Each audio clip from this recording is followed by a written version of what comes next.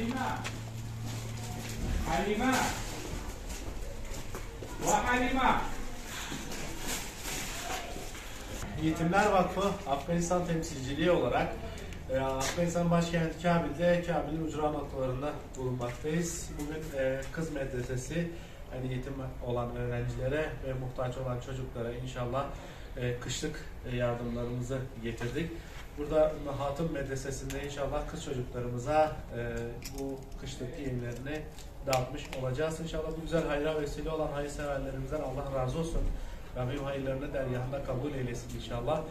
Biz de Bismillah deyip dağıttığımıza geçeceğiz inşallah. Afganistan'dan selam ve muhabbetler.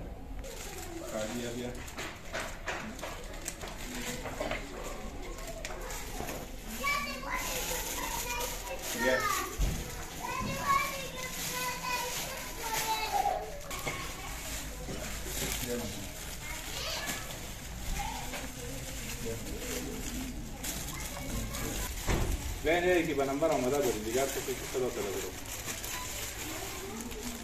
Ira panjo.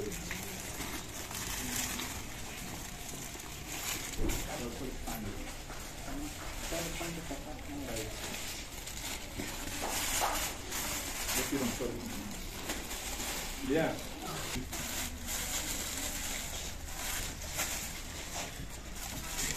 Bene, vamos a hacer Cuidado con falar só.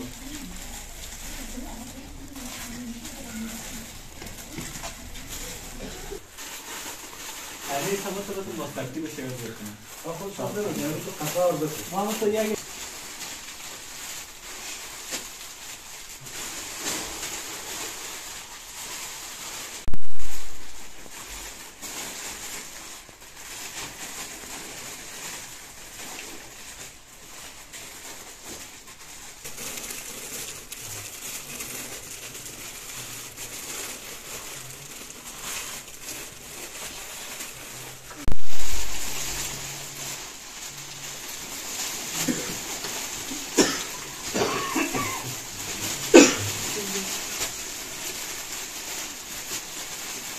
Bismillahirrahmanirrahim. Yetimler Vakfı Afganistan temsilciliği olarak Afganistan'ın Paktiya şehrinin Zurmet bölgesinde bulunmaktayız.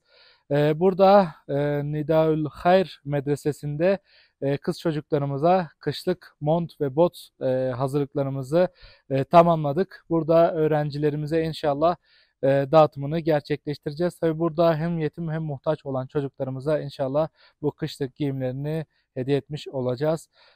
Biz de şimdilik hazırlıklarımızı tamamladık. Dağıtıma geçeceğiz. Afganistan'dan selam ve muhabbetlerle.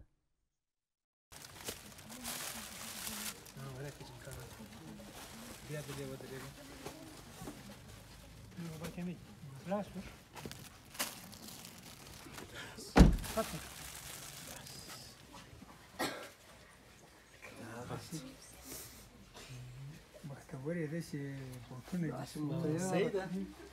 Nannesta. Aferin. Numde. Seni Numde. Sena mı? Smaya? Sena. Tamam maşallah sana.